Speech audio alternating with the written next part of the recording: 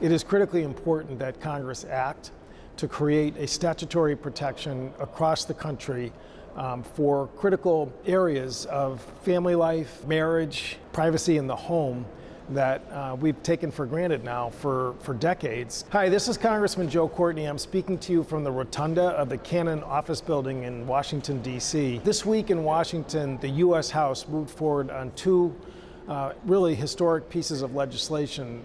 The first is the Respect for Marriage Act, and the second was the Right to Contraceptives Act. The Right to Contraceptive Act creates a statutory protection for Americans to acquire contraceptives, engage in contraceptives, for providers to prescribe and distribute contraceptives, which does not exist as a statute in this country. The reason for moving forward on this legislation is that the recent abortion decision, the Dobbs case, basically knocked down the whole sort of notion that had built up in Supreme Court law over the years that unenumerated rights, in other words, rights that aren't specifically referenced in the Constitution, are not protected. In Connecticut, right to contraceptives has a special meaning in history because it was actually the case of Griswold versus the state of Connecticut that established the right of privacy for use of contraceptives.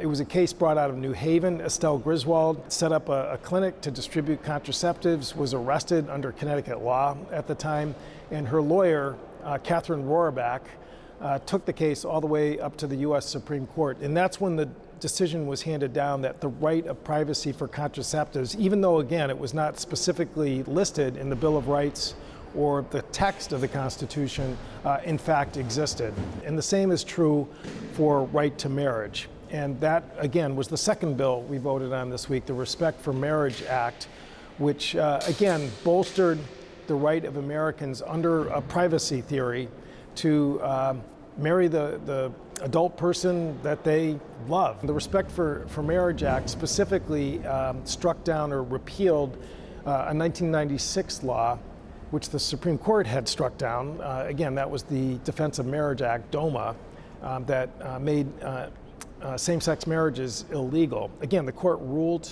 in the 2000s that DOMA law was unconstitutional, again, using a privacy theory that even though that wasn't the right of marriage isn't specifically recognized in the Constitution, that in fact it deserved constitutional protection. I enthusiastically voted in support of both of these measures.